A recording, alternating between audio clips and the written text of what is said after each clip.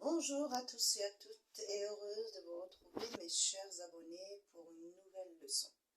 Aujourd'hui, nous allons voir ensemble comment poser des questions et surtout les questions qui vont nous permettre bien sûr de mieux communiquer.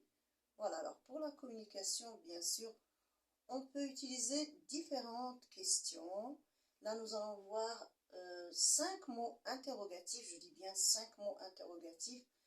Bien sûr, ce sont les mots interrogatifs les plus importants. Nous allons voir bien sûr la première question que je vais vous poser, que je vais poser pour bien sûr communiquer concernant un sujet quelconque. Je vais poser qui, c'est-à-dire qui fait l'action, bien sûr, qui, voilà, en général quand je dis qui, je parle d'une personne. Voilà, qui. Ici nous avons par exemple l'enfant. Deuxième question. Bien sûr, cet enfant, il fait quoi? Qu'est-ce qu'il est en train de faire cet enfant?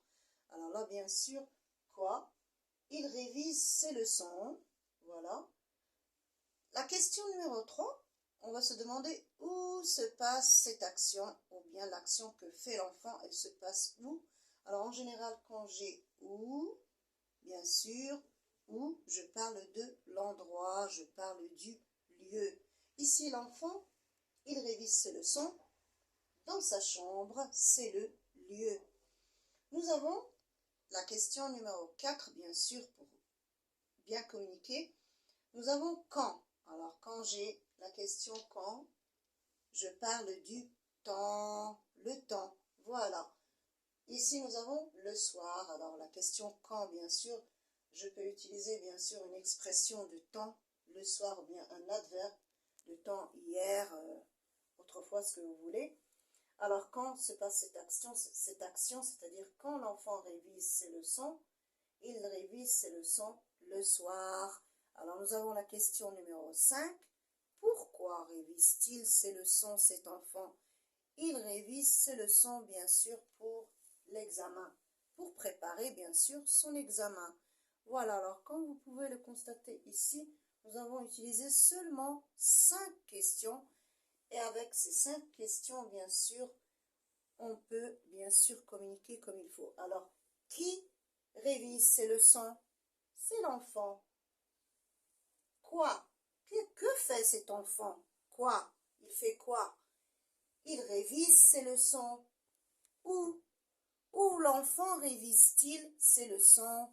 Il révise ses leçons dans sa chambre. Je parle du lieu, de l'endroit.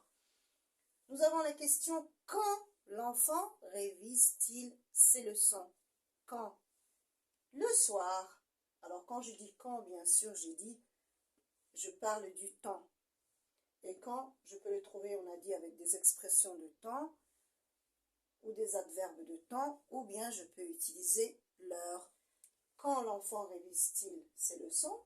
Le soir à 19h par exemple. Pourquoi révise-t-il ses leçons? Là, pourquoi? En général, quand j'ai la question pourquoi, bien sûr, ça exprime la cause. Pour quelle raison l'enfant révise-t-il ses leçons? Pour préparer son examen. Voilà, ça c'est la cause. Pourquoi est-ce qu'il révise ses leçons? Pour l'examen. Voilà, c'est la cause et le but en même temps. Voilà, il révise ses leçons pour préparer son examen, bien sûr, afin d'avoir de bonnes notes. Voilà, alors, bien sûr, pour communiquer, il faut bien sûr utiliser des questions qui sont importantes. Ces questions, ce sont les plus importantes, bien sûr. Et bien sûr, il y a d'autres questions que nous verrons ensemble prochainement dans une autre vidéo. Au revoir à vous à tous et à toutes. À la prochaine. Merci beaucoup.